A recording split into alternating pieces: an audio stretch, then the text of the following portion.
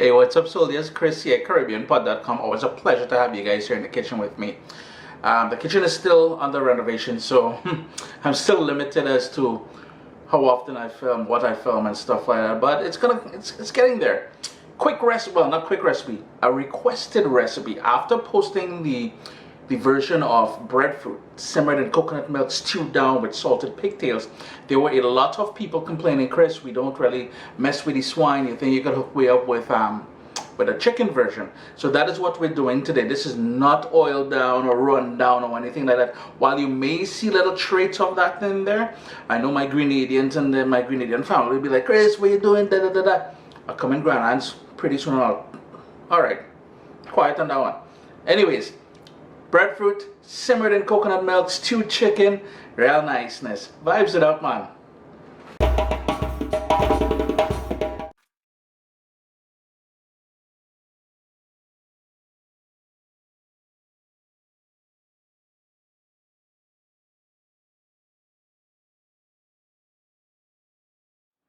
So what I went ahead and did here is I peeled it, I cored it, and that's what you would have seen in that sort of video clip there. And then I cut them up into about 1-inch pieces. That's going to make it easier to cook faster. Well, it's going to cook faster.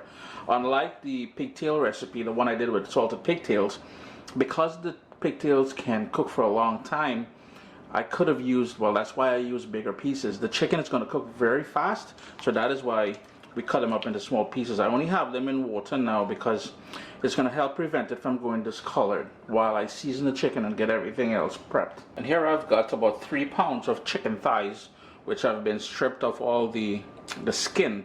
The bone is still in there. I tried to remove most of the fat, but there's still little fragments of fat left. Small thing. First up, we're going to season that. So first up, we're going to go in with salt. And it may look like quite a bit of salt at this point, but keep in mind I won't be adding any more salt later after we add the breadfruit. Some tomato ketchup. Going with a bit of fresh ground black pepper.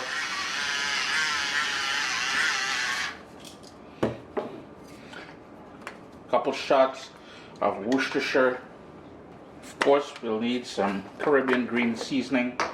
And this is just a blend of all the herbs and some garlic and some seasoning peppers and all that we'd like using in the Caribbean. I want a nice big heaping tablespoon of that in there. The recipe for the Caribbean green seasoning can be found on CaribbeanPot.com as well as ChrisDelaRosa.com for that lovely gingery note. It'll be a bit peppery as well. Going in with some freshly grated ginger. And I like grating it here. This way everything gets a little bit of that ginger flavor, and you're not going to get huge chunks later on, which for some people can be a bit offensive for them.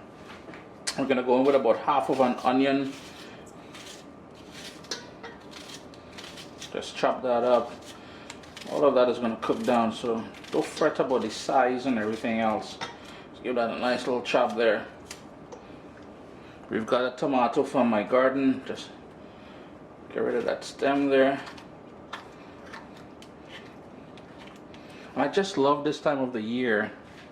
A pimento pepper, and this has no heat whatsoever. It's all about flavor. And I love this time of the year because my garden is just laden. There's a bit of a bad spot there. I'm not going to use that. Laden with nice stuff. And later on you're going to see me use some Jamaican Callaloo, which we call chore baji, some thyme, all from my garden. These peppers from my garden as well. These sort of Thai chili or bird pepper. I'm going to use about 3 of them. Just a rough chop. And all you got to do now is give that a bit of a stir, bring it all together, and your chicken is seasoned. And if you wanted to marinate this for a couple hours, actually I would highly suggest or recommend that you do allow this to marinate for a couple hours. And in my green seasoning there's garlic as well, so there's no need to add garlic in here. And that's it, chicken seasoned. And our breadfruit is all prepped. We're good to go. And I'm sure you've seen me stew chicken and beef and stuff like that with a sort of brown sugar method. And that is what we're doing today. And I have some golden brown sugar. And I have some oil in the pot there. Sometimes you don't even need the oil, but in this case here, I think I will. Pay attention here now. So, why is the camera? Pay attention here, because what's going to happen? It's going to melt. It's going to go melted. It's going to go frothy, and it's going to go amber in color. You do not want it to go beyond that amber color. If it goes beyond that amber color, the chicken will come out with a bitter aftertaste, and I don't want you guys ruining the dish. So please pay attention here. Yeah, your kitchen will go a bit smoky. So you notice that color that I got going on there? That is exactly what we want. And here's where we're going to start adding the chicken to.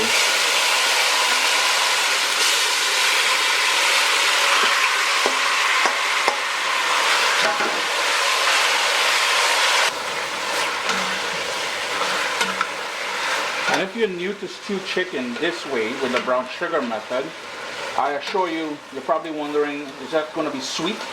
I assure you it will not be sweet. That's just the way we develop that sort of caramelized color, and it gives it a wonderful flavor as well. My heat is on high. I'm going to leave it on high, so I want to burn off any liquid that the chicken sprouts naturally. So you can see all of the liquid has burnt off that the chicken naturally sprouted.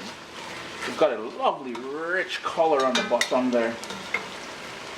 And we're going to start adding the breadfruit. And what I did was I went ahead also and I chopped up 1 carrot in there as well.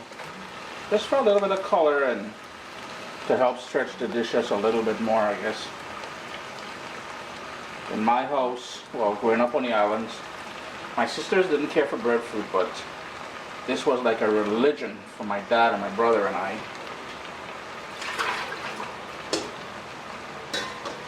Just gonna give that a quick stir, just to pick up some of the color from the bottom and stuff like that there.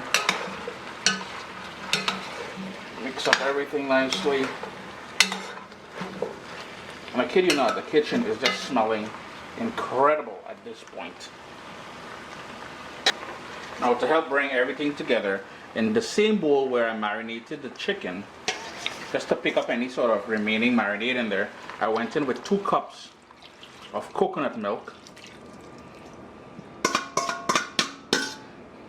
And I'll also add 1 cup of water in there. I want everything to be under liquid. I'm going to move it around a bit, just so get everything nice and tender. You got to bring that up to a boil at this point, but before we do so, a couple more ingredients to go in here.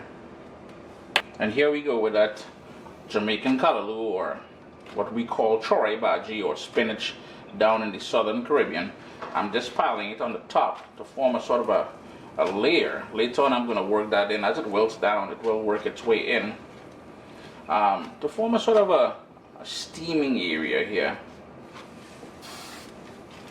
And I'm gonna put my lid on there now, let that come up to a boil. But let's go take a look in the backyard, and I'll show you how that Jamaican Callaloo grows, and I'll show you where the pimento pepper came from, where the thyme came from, even the garlic that I have in my Caribbean green seasoning. It's all from my backyard. So if we move back here, pay no attention to that ganja wanna tree there.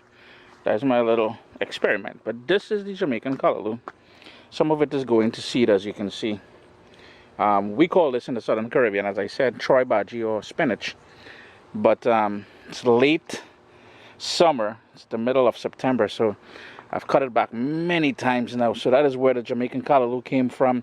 And you would treat it just as how you would treat a spinach, except we would cook it down with salted cod and stuff like that. This is where that fresh thyme came from that you saw me add in there. And I have lemongrass, I have basil, oregano, parsley. This is bitter melon. This is, I guess it's turning out into a little garden tour, but that's the bitter melon in there. Over here, those are all the Scotch bonnet peppers, and there's my wiri. These are the pimento peppers here. And as I was mentioning in the video there, it's all about flavor and not heat. So all these bad boys here, the flavor is just incredible, boy. Let's go back inside, yeah? And by now it should be coming up to a bubble. Yep, A bubble is happening in there, so I'm going to turn my heat down to low, put that lid back on there, and let that slowly come together. It's been going for about an hour and 25 minutes to an hour and a half, anywhere between there. You're going to see a bit of liquid there. The stems of the thyme I'm going to take out. That bit of liquid, because I know my pot's going to have a lot of residual heat, I'm going to turn it off at this point. You're going to taste it for salt and adjust it accordingly. The other thing I like doing here is, you guys know I like a little bit of green in there. And that's just parsley from my garden. And I like to float a couple of these little pepper bombs, little wiri, or we call them coffee pepper in the Southern Caribbean. I keep saying Southern Caribbean, but I guess Guyana is considered the Southern Caribbean as well, more into South America. That's what they call wiri peppers. Chris here, CaribbeanPot.com, a requested recipe. Breadfruit simmered in coconut milk, stewed down in that sort of brown stew sort of method with chicken. No pork this time. Always a pleasure to have you guys here in the kitchen with me. I'll show you guys how tender. See that? Those breadfruit pieces are nice and tender. That little bit of gravy there is going to bring everything together nicely. Gosh, let me stop talking and go and eat this. I'll catch you all in the next video, alright? What's up, soldiers? Don't forget to click subscribe. If you've already clicked subscribe, hit that bell notification thing. I want to all you missing out on the new videos, man. Come on, click.